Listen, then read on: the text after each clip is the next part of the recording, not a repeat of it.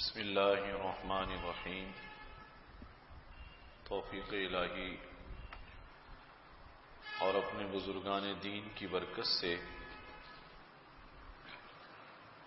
کتاب دنیا کی حقیقت رسول اللہ صلی اللہ علیہ وسلم کی نظر میں اس کا ہفتہ وار درس چل رہا ہے۔ حضرت سفیان ثوری رحمۃ اللہ علیہ سے روایت ہے، فرمایا دنیا میں زہد اس کا نام نہیں کہ موٹے اور سخت کپڑوں کو پہن لیا جائے۔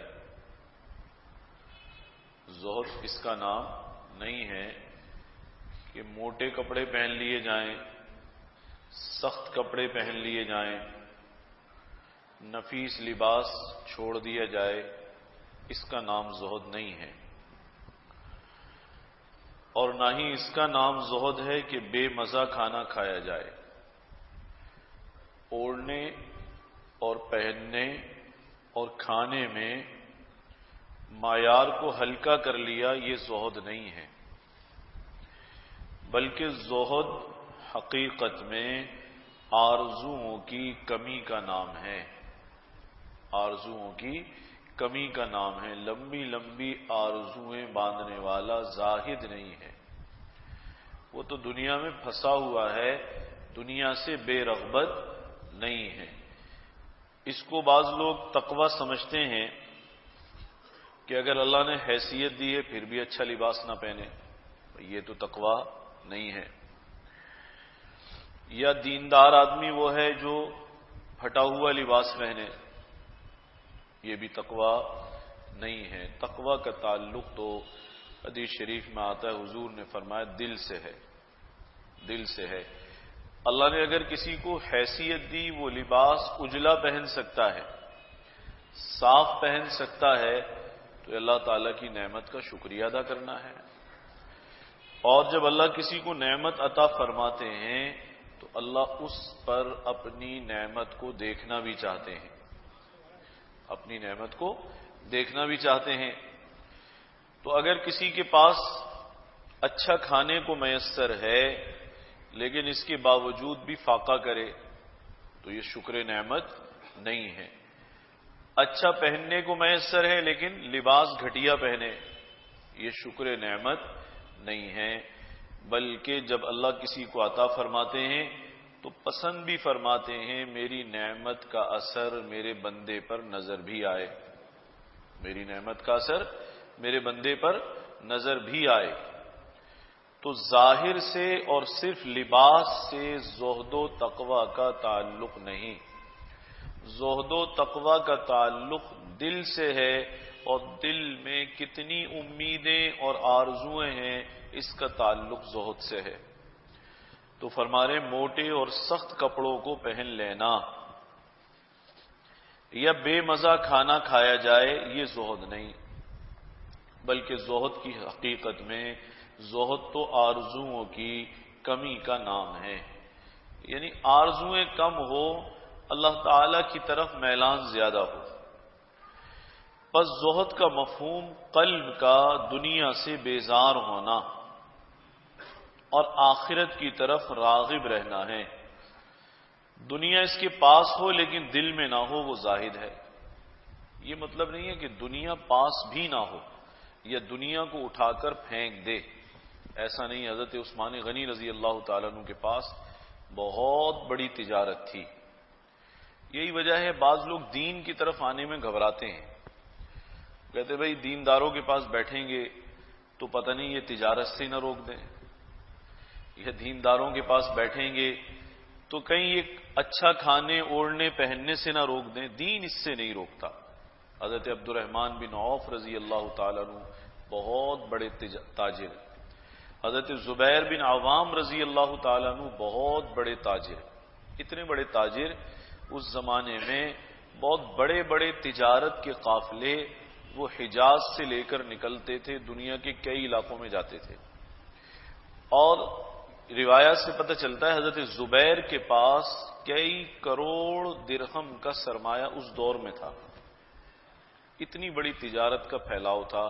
تو یہ کچھ لوگ گھبراتے ہیں دین کی طرف آنے میں، کیسے بھئی دین کی طرف آئیں گے تو کہیں یہ الٹے اس طرح سے نہ کاٹ دیں، ہر چیز چھڑا دیں گے، یہ تجارت بھی بند کرا دیں گے، یہ کہیں گے ہر وقت نمازیں پڑھو. ہمارے دین میں رہبانیت نہیں ہے. اللہ تعالی اگر کسی کو حلال عطا فرما رہے ہیں تو شریعت نے کسب حلال کو پسند کیا ہے، کسب حلال کو پسند کیا ہے، اس سے شریعت روکتی نہیں ہے. ہاں حرام سے روکا جائے گا، اس سے گھبرانا چاہیے. بھئی اہل اللہ کے پاس بیٹھیں گے، دینداروں کے پاس جائیں گے تو حرام سے روکیں گے وہ. اور اگر حرام سے کوئی روکتا ہے تو وہ نہیں روکتا، وہ تو شریعت روکتی ہے، وہ تو شریعت روکتی ہے. اس لیے کہتے ہیں ان مولویوں کے سائے سے بچو، یہ بہت کچھ چھڑا دیں گے. مولوی اتنا ہی چھڑائیں گے جتنا شریعت نے چھڑایا ہے، اس سے زیادہ چھڑانے کا اختیار نہیں ہے. تو جائز تجارت بالکل اچھی بات ہے، جائز ملازمت اچھی بات ہے، مال حلال ہے آپ کے پاس پسندیدہ عمل ہے. یہ بھی ایک حضور علیہ الصلوۃ والسلام کا فرمان ہے، نعم المال الصالح للرجل الصالح. نعم المال الصالح یعنی حلال مال اچھے آدمی کے پاس کیا خوب نعمت ہے، آدمی بھی اچھا، مال بھی حلال کا. تو حضور نے اس کو پسند فرمایا. دین میں آنے کا یا نیک صحبت میں آنے کا مطلب یہ نہیں ہے کہ دنیا بند کرا دی جائے گی، ایسا نہیں ہے، بلکہ مسلمان کو تو حلال کی ترغیب دی جاتی ہے.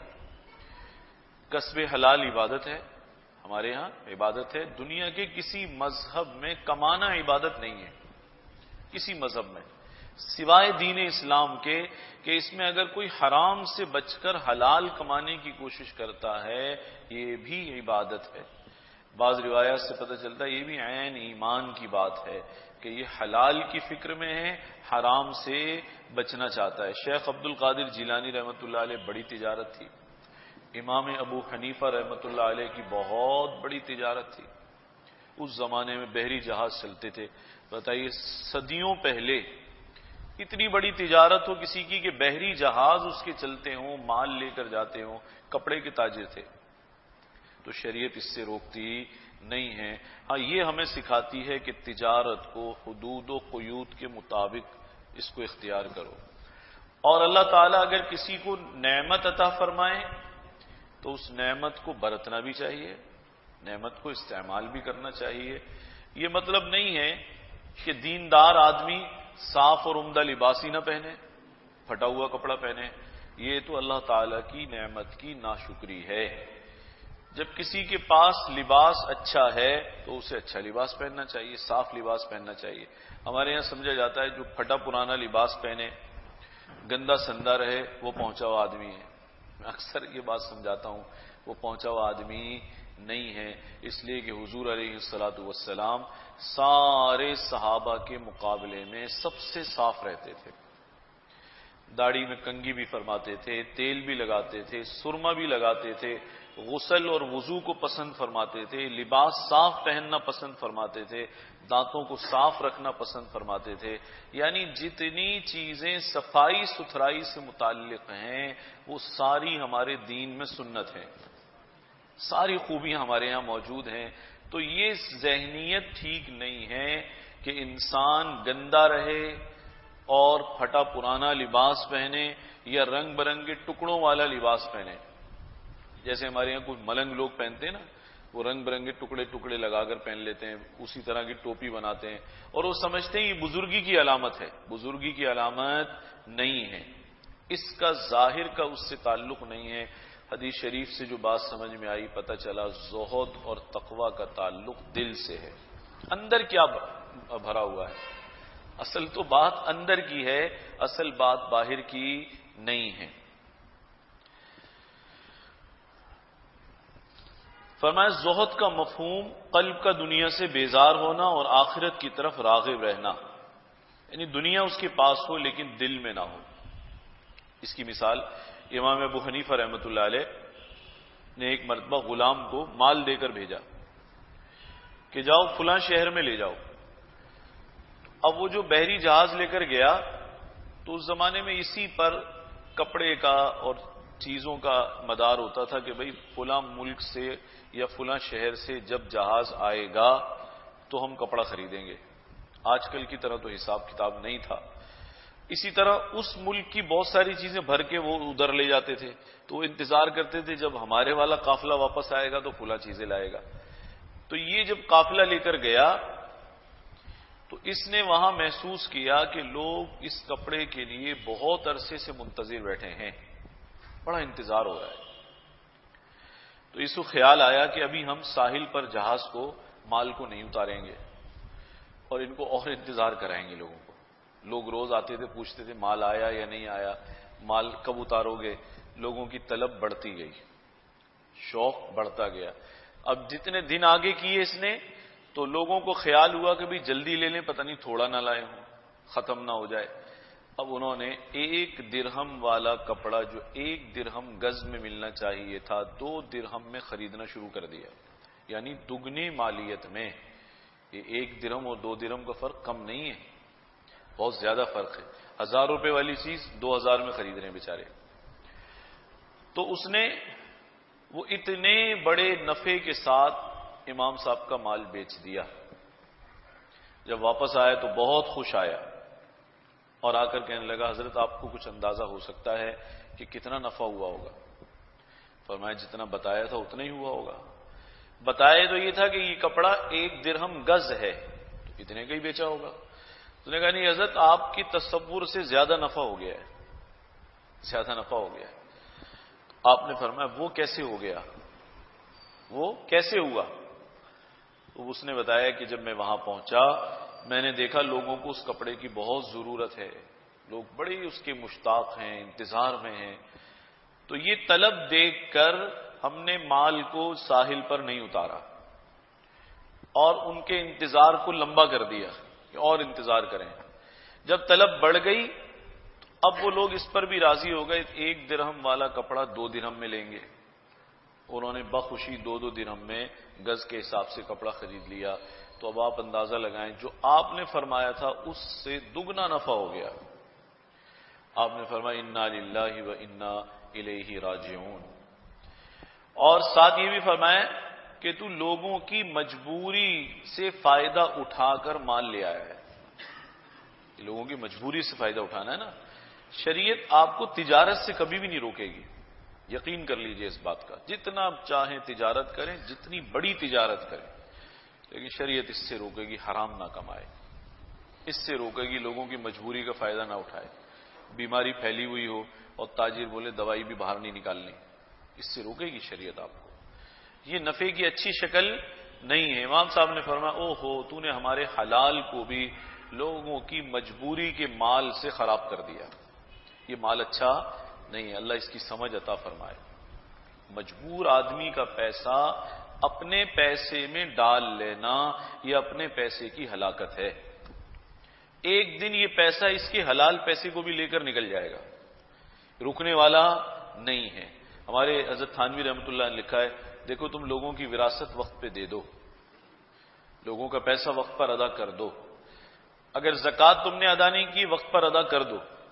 فرمایا یہ پیسہ چونکہ تمہارا نہیں ہے لہذا یہ ٹھہرے گا نہیں اور یہ ریلے کی طرح جائے گا، اور جب ریلا جائے گا تو تمہارے والا بھی چلا جائے گا.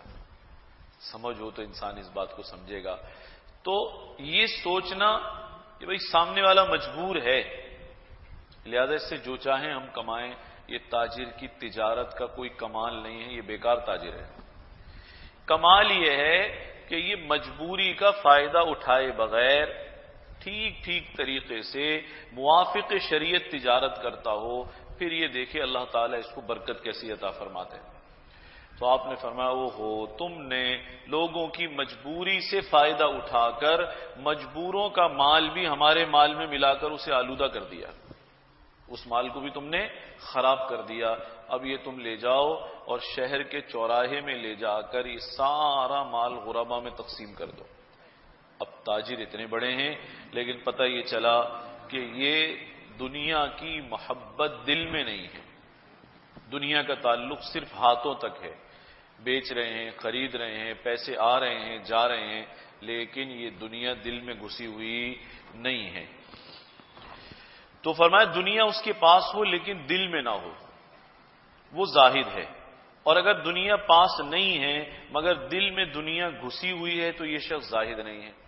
ایک آدمی مالدار ہے، خوب اللہ نے نوازا ہے، لیکن دل سے اس کا اللہ کا تعلق ہے، کبھی حرام کی طرف نہیں جاتا، دل اللہ کی طرف مائل ہے، تجارت بھی کرتا ہے، ستھری تجارت کرتا ہے. فرمایا یہ زاہد ہے، یہ دنیا سے بے رغبت ہے. اور ایک عجیب مثال دے رہے ہیں حضرت. اور اگر کسی کے پاس دنیا نہیں ہے، دنیا نہیں ہے، کنگال فارغ آدمی ہے، دنیا بالکل نہیں ہے، لیکن دنیا دل میں گھسی ہوئی ہے پہلے سے. جیسے میں نے گزشتہ جو میں مجلس میں عرض کیا تھا، مال نہیں ہے لیکن ارادہ یہ مال آ جائے تو میں بھی لڑکے کی شادی میں مجرا ہی کراؤں گا، مال آئے صحیح تو میں بھی فلاں کام کروں گا. اب دنیا بھی نہیں ہے اور دنیا دل میں گھسی ہوئی بھی ہے، مفت میں مر رہا ہے بیچارہ، ہے بھی نہیں اور اس کا دل بھی آلودہ اور خراب ہے. فرمایا دنیا پاس نہیں ہے مگر دل میں حرص دنیا کی گھسی ہوئی ہے، اچھے ارادے نہیں رکھتا. مال آیا تو یہ بھی کریں گے، یہ بھی کریں گے، یہ بھی کریں گے. اس کا مطلب یہ ہے دنیا ملی بھی نہیں اور دل گندا بھی ہو گیا، دل خراب بھی ہو گیا. اس لیے کہتے ہیں جس کے پاس مال نہ ہو، کم از کم مال نہیں ہے لیکن نیت تو اچھی کرے. یا اللہ مال آ جائے تو یہ بھی خیر کا کام کروں، یہ بھی خیر کا کام کروں، تو مجھے توفیق دے تو پوری مسجد ہی بنوا دوں، تو مجھے توفیق دے تو اتنے گھروں میں راشن ڈلوا دوں. یہ تو سمجھ میں آتا ہے، اللہ تعالیٰ بھی خوش ہوں گے. ہے اس کے پاس کچھ نہیں، نیتیں کتنی بڑی ہیں اس کی، ارادے اس کے کتنے اچھے ہیں. تو فرمائے دنیا نہیں ہے مگر حرص سے دنیا دل میں گھسی ہوئی ہے تو یہ شخص زاہد نہیں، اس کا زہد سے تعلق نہیں. جس طرح کشتی کے نیچے پانی مضر نہیں. بھائی کشتی پانی میں ہی چلے گی، پانی کے علاوہ تو نہیں چلے گی، لیکن یہ بھی طے ہے کہ پانی ہونا بھی ضروری ہے اور وہ بھی نیچے ہی ہونا ضروری ہے، باہر ہونا، اندر نہیں ہونا چاہیے. فرمایا کشتی کے نیچے پانی مضر نہیں بلکہ اس کی روانی کا ذریعہ ہے، چلے گی تبھی جب پانی ہوگا، لیکن پانی کا کشتی کے اندر گھس جانا اس کے ڈبونے اور ہلاکت کا سبب ہے. اسی لیے حضرت صلی اللہ علیہ وسلم نے فرمایا اچھا مال اچھے آدمی کے لیے کیا خوب نعمت ہے. نعم المال الصالح للرجل الصالح. آدمی بھی اچھا، دل بھی اچھا، اللہ اسے مال بھی دے دے تو بہت ہی اچھی بات ہے. اس کے پاس مال آئے گا، یہ آخرت کے سنوارنے کا ذریعہ بنے گا، اس کے لیے مال بہت اچھی نعمت ہے. یعنی صالح آدمی کے پاس جو مال ہے وہ صحیح مصرف میں استعمال ہونے سے مال بھی صالح ہو جائے گا، اچھا ہو جائے گا. بس بعض صوفیہ نے اپنے نفس کو حقیر رکھنے کے لیے عوام جیسا لباس پہنا ہے، اور بعض صوفیہ نے اور مشائخ نے اچھا لباس پہنا ہے اپنا حال چھپانے کے لیے، لیکن اس لباس سے ان کو تفاخر نہیں ہوتا. اچھا یہ بھی سمجھنا چاہیے، بعض لوگ کہتے ہیں جی اچھا لباس پہننا تکبر کی نشانی ہے، یہ بات بھی غلط ہے. تکبر کا تعلق ظاہر سے نہیں ہے، دل سے ہے. مثال کے طور پر ایک آدمی روز ہی اچھا لباس پہنتا ہے، اس کے لیے تو اس کی کوئی حیثیت ہی نہیں ہے، اس کی کوئی حیثیت نہیں ہے. اور ایک آدمی ہے اس کی حیثیت اچھے لباس کی رہی ہے لیکن اس نے اچھا لباس پہنا اور اس کی ساری توجہ ہی لباس پر ہے، تو اس کا مطلب ہے اس پر لباس اثر کر رہا ہے اور اس پر لباس اثر نہیں کر رہا. اس لیے یہ دیکھ کر بھی ایک دم نہیں کہہ دینا چاہیے کہ دیکھو بھائی نیک آدمی ہے، لباس قیمتی پہنا ہوا انہوں نے، ہو سکتا ہے اس کے لیے وہ قیمتی لباس بے قیمت ہو، یعنی اس کا لباس کا اثر اس کے دل پر نہ پڑ رہا ہو. تو یوں بھی اپنی جانب سے حکم کر دینا صحیح نہیں کہ اگر کسی نے اچھا لباس پہنا تو یہ تو تکبر ہے، اچھا جوتا پہنا تو یہ تکبر ہے، اچھی سواری پر بیٹھا تو یہ تکبر ہے. اس پر آج کل لوگ حکم لگا دیتے ہیں. کسی بڑے عالم کی کوئی ویڈیو دیکھی کہ بھئی وہ بڑی گاڑی میں بیٹھے ہوئے تھے، کہتے بھئی یہ تو دنیا دار آدمی ہے، یہ تو دنیا دار آدمی ہے. ارے بھائی تم نے ان کے دل کو بھی چیک کر لیا کیا؟ یا خالی گاڑی کی سیٹ کو چیک کیا؟ ہو سکتا ہے اللہ تعالیٰ نے اسے نوازا ہو اور اس کا دل ان چیزوں میں الجھا ہوا نہ ہو. جیسے میں نے عرض کیا ایک آدمی کے لیے لباس عام بات ہے اور ایک آدمی کے لیے قیمتی لباس خاص بات ہے. جس کے لیے عام بات ہے اس پر تو اس لباس کا کوئی اثر ہوگا نہیں، اور جس کے لیے وہ لباس بہت اہمیت رکھتا ہے اس کے دل پر اثر ڈالے گا. کیفیت ہے نا، الگ الگ کیفیت ہے. اس کی کیفیت کچھ اور ہے، اس کی کیفیت کچھ اور ہے. اگر کسی کا لباس اس کے دل پر اثر ڈال رہا ہے، نماز میں بھی لباس کا خیال، مجمع میں بھی لباس کا خیال، بازار میں بھی لباس کا خیال، اسے چاہیے اس سے ہلکا لباس پہنے، پھر شریعت کہے گی. اور ایک آدمی پر کوئی اثر نہیں ہے اس کا، اللہ نے اسے اتنا دیا ہے کہ اس سے اچھا بھی پہن سکتا ہے، تو ہم یہ نہیں کہیں گے یہ لباس اتار کر تم پھٹا ہوا پہن لو، یہ صحیح نہیں ہے. حضرت عمر رضی اللہ تعالیٰ عنہ نے ایک دن عمدہ لباس پہنا اور کچھ دیر کے بعد نماز پڑھتے پڑھتے جب نکلے تو گھر کی طرف گئے، واپس آئے تو دونوں آستینیں کٹی ہوئی تھیں. آستینیں یہاں سے کاٹ دی آدھی آدھی. لوگ بڑے حیران ہوئے. لوگوں نے کہا حضرت نیا لباس، نئے لباس کی دونوں آستینیں کاٹ دی آپ نے. اب دیکھیں نیا لباس پہنا ہو اور آستینیں کٹ جائیں اور آدمی لوگوں میں کھڑا ہو تو کیسا لگے گا؟ عجیب لگے گا نا. تو لوگوں نے فوراً سوال کیا آپ نے آستینیں کیوں کاٹ دی؟ تو عجیب لگ رہا ہے یہ. تو آپ نے فرمایا اس لباس نے مجھے اپنی جانب مشغول کر لیا تھا، اپنی جانب مشغول کر لیا تھا.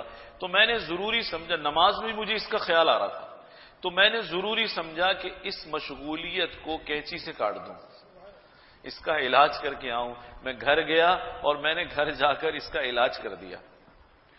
تو یہ بات ہے کہ کسی کی ظاہر کو دیکھ کر ہم حکم نہیں لگا سکتے کہ اس کی کیا کیفیت ہے، اس کے دل کی کیا حالت ہے، متکبر ہے، عاجز بندہ ہے، اس کی کیا کیفیت ہے. اس کا معاملہ اس کے اور اللہ کے درمیان ہے. فیما بینہ و بین اللہ تعالی، اس کے درمیان ہے اور اللہ کے درمیان ہے.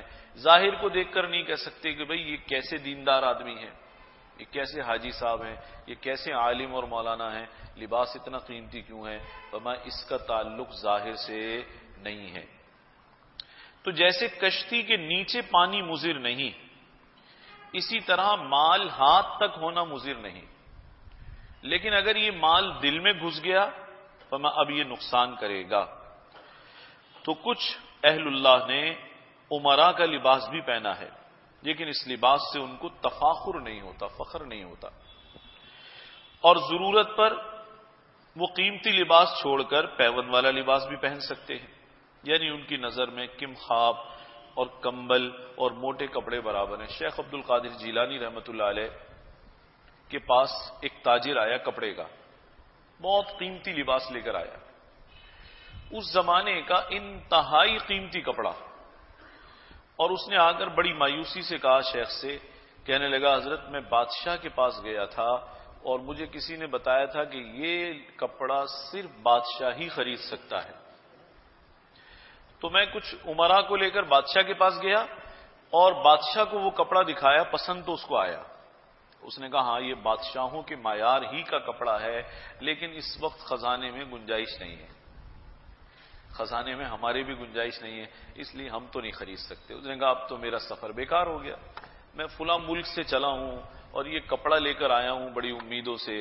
اور اس کے بعد گھومتا پھرتا وہ شیخ کی خانقاہ میں آ گیا، شیخ عبد القادر جیلانی رحمۃ اللہ علیہ کی. تو اس نے کہا حضرت میرا تو سفر خراب ہو گیا. تو شیخ نے کہا تو کیوں گھبراتا ہے، یہ کپڑا کتنے کا ہے؟ انہوں نے کہا اتنے کا ہے، اگر ہم خرید لیتے ہیں اس کو. اب شیخ نے وہ کپڑا خرید لیا. میں نے ابھی عرض کیا بہت بڑے تاجر تھے اپنے زمانے کے، بہت بڑے تاجر تھے. وہ کپڑا خرید لیا اور درزی کو بلوایا. اچھا دوسری جانب بادشاہ کو خیال آیا کہ ہے تو بے عزتی کی بات کہ ایک کپڑا ہم نہ خرید سکے اور شہر میں کوئی خرید لے، ہے تو بڑی بے عزتی کی بات. یہ تو اس زمانے میں مشہور تھا کہ بھئی اس قسم کا کپڑا تو بادشاہ یا امراء خریدتے ہیں. تو اس نے بھی اپنا کارندہ اس تاجر کے پیچھے چھوڑا کہ دیکھو کہاں جاتا ہے اور کون خریدتا ہے.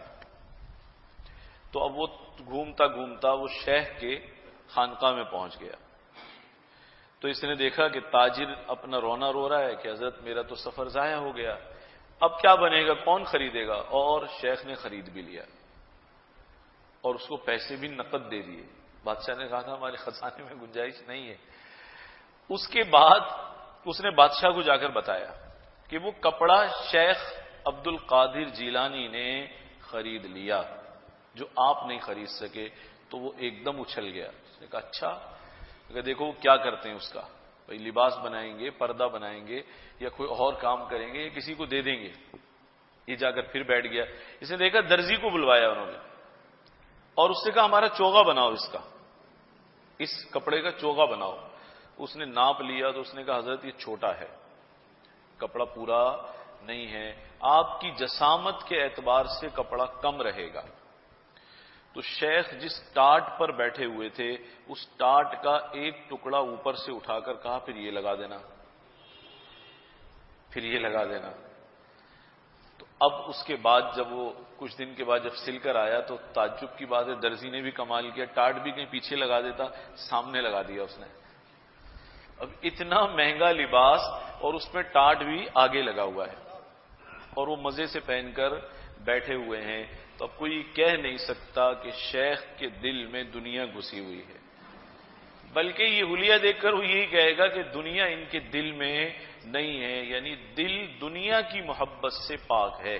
حضرت فرما رہے ہیں کہ اگر وہ اچھا لباس پہن لیں، اہل اللہ اچھا لباس پہن لیں تو اس لباس سے ان کو تفاخر نہیں ہوتا، فخر نہیں ہوتا. اس لیے میں نے ابھی عرض کیا لباس سے کس پر کیا اثر پڑ رہا ہے یہ اللہ ہی جانتا ہے، یہ بات اللہ تعالیٰ جانتے ہیں. ہو سکتا ہے دیکھنے والے پر اثر پڑ رہا ہو، پہننے والے پر نہ پڑ رہا ہو. دیکھنے والا متاثر ہے اس لباس سے، پہننے والے پر کوئی اثر نہیں ہے. ایسا ہوتا ہے نا بعض مرتبہ ایک شخص عادت کے تحت اچھا لباس پہنتا ہے، اس کے لیے کوئی معنی نہیں رکھتا، اور دیکھنے والے نے وہ لباس نہیں پہنا ہے اس پر اثر کر جائے گا وہ لباس، یعنی اس پر پہن کر بھی اثر نہیں ہوا، اس کو خالی دیکھ کر اثر ہو گیا. تو یہ حکم لگانا ٹھیک نہیں کہ یہ لباس تفاخر کا لباس ہے. اس تفاخر ہے نہیں ہے، تکبر ہے یا نہیں ہے، یہ دل کا معاملہ ہے اور دل کی حالت اللہ تعالی جانتے ہیں، اس کا علم صرف اللہ کو ہے. حضرت زید بن حسین رضی اللہ تعالی عنہ فرماتے ہیں کہ امام مالک رحمۃ اللہ علیہ سے پوچھا گیا، زید بن حسین رحمۃ اللہ علیہ فرماتے ہیں امام مالک رحمۃ اللہ علیہ سے پوچھا گیا کہ دنیا میں زہد کس چیز کا نام ہے، کیا ہے دنیا میں زہد کسے کہتے ہیں؟ تو انہوں نے اس کے جواب میں امام مالک نے فرمایا حلال روزی اور امیدوں میں کمی. یعنی روزی چھوڑنا زہد نہیں، روزی حلال کی کمانا زہد ہے. دیکھیے جو لوگ سمجھتے ہیں ہم دین میں لگے تو دنیا تو چھوڑوا دیں گے ہماری، دنیا سے تو ہم گئے اور اس کے بعد پتہ نہیں کہاں بٹھا دیں گے باندھ بوند کر. تو امام مالک رحمۃ اللہ علیہ فرما رہے ہیں زہد نام ہے کسب حلال کا، حلال کمانے والا ہی زاہد ہے. کیسے زاہد ہے؟ ارے بھائی حرام سے بچ رہا ہے اس لیے زاہد ہے، اس لیے زاہد ہے حرام سے بچ رہا ہے. تو زہد یہ ہے اللہ تعالی کی نافرمانی سے، کسب حرام سے اپنے دل کو بچانا. امام مالک نے فرمایا کسب حلال اور امیدوں میں کمی یہ زہد ہے. کسب سے مراد روزی کھانے پینے کی چیزیں جو حلال ہوں. اللہ تعالیٰ نے اپنے رسولوں کو خود فرمایا کلوا من الطیبات واعملوا صالحا، تم حلال طیب کھاؤ اور اچھا عمل کرو، پاکیزہ کھاؤ اور اچھا عمل کرو. حضرت فرما رہے میرے شیخ حضرت پھول پوری رحمۃ اللہ علیہ فرمایا کرتے تھے، شاہ عبد الغنی پھول پوری رحمۃ اللہ علیہ فرمایا کرتے تھے اس آیت مبارکہ سے معلوم ہوتا ہے پاکیزہ اعمال کو پاکیزہ غذا سے خاص تعلق ہے. یہ جو فرمایا گیا نبیوں کو کلوا من الطیبات، پاکیزہ کھانا، میں اس کا مطلب یہ ہے جو پاکیزہ غذا استعمال کرے گا اس کے اعمال بھی پاکیزہ ہوں گے. حلال کھانے سے اعمال صالحہ کا شوق اور رغبت پیدا ہوتی ہے، اور حرام کھانے سے اس حرام کا اثر معاصی اور گناہوں کی صورت میں نکلتا ہے، جیسا جائے گا اس کا اثر بھی ویسے ہی آئے گا. تو اگر کبھی کوئی انسان بہت گناہوں میں مبتلا ہو، حرام کاریاں نہ چھوٹتی ہوں، ہمارے اکابرین نے لکھا جہاں توبہ استغفار کرے وہاں پر نظر ثانی کرے لقمہ کیسا جا رہا ہے، کہ لقمہ تو حرام کا نہیں ہے، کسی کا اس میں مال تو شامل نہیں ہے، کوئی میری تجارت میں خرابی تو نہیں ہے، کہیں پر کوئی کمی تو نہیں ہے، فما حلال کا اثر اس اعمال صالحہ کی صورت میں ظاہر ہوتا ہے، اور حرام کے اثر سے حرام اعمال پیدا ہوتے ہیں۔ اور فرمایا یا ایھا الذین آمنوا کلوا من طیبات ما رزقناکم واشکروا للہ ان کنتم ایاہ تعبدون، اے ایمان والو حلال چیزیں ہم نے تم کو جو دی ہیں ان کو کھاؤ اور اللہ کا شکر ادا کرو اگر تم اس کی عبادت کرتے ہو۔ یعنی حلال میں لگنا یہ بھی زہد ہے، حلال میں لگنا علامت ہے حرام سے بچنا چاہتا ہے۔